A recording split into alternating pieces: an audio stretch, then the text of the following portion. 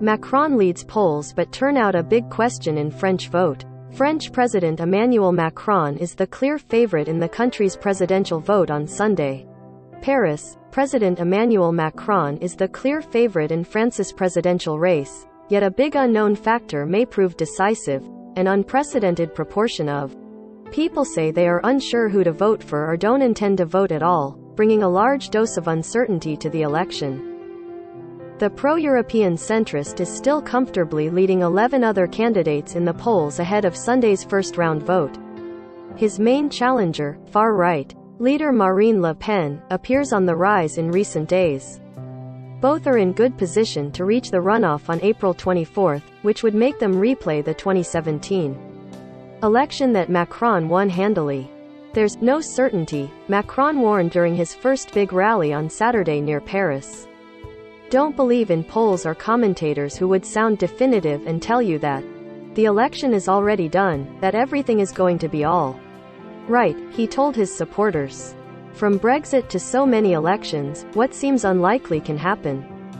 Scenarios for this year's second-round vote show that Le Pen has significantly narrowed the gap with Macron compared to 2017, when she lost with 34% support to his 66%.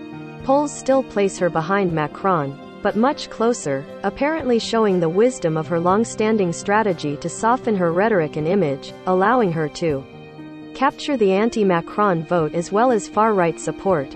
In recent days, Macron's campaign has also hit a speed bump dubbed the McKinsey Affair, named after an American consulting company hired to advise the French government on its COVID-19 vaccination campaign and other policies. A new French Senate report questions the government's use of private consultants and accuses McKinsey of tax dodging. Financial prosecutors announced Wednesday that a preliminary investigation has been opened into suspected tax fraud. The issue is energizing Macron's rivals and dogging him at campaign stops.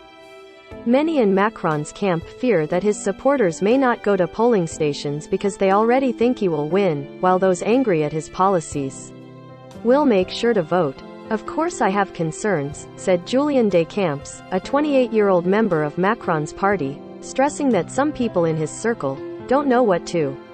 They are not fully convinced by Macron, but if they reject the extremes, they should vote for him, he said.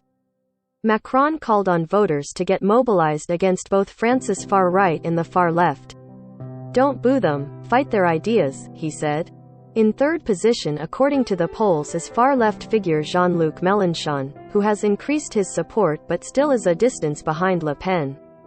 Another far-right candidate, Éric Zemmour, and conservative contender Valérie Pécresse are amid other key challengers. Sunday's first round will qualify the two top candidates for the runoff. The presidential election is the one that attracts French voters the most. Yet the turnout has decreased from 84% in 2007 to about 78% in 2017, and studies show that abstention may be higher than 5 years ago. In particular, young and working-class people appear less certain to go to the polls than retirees and upper-class voters. A low turnout could have a major impact on the vote, pollsters say. They note that a greater proportion of people don't know yet for whom they will vote, or whether they will vote at all. That's the situation of managing assistant Liza Garnier, 45, who lives in the wealthy suburb of Montmorency, north of Paris.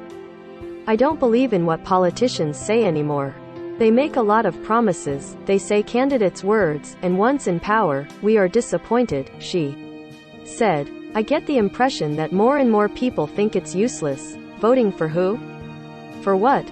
Garnier feels politicians are too far away from the reality of French daily life.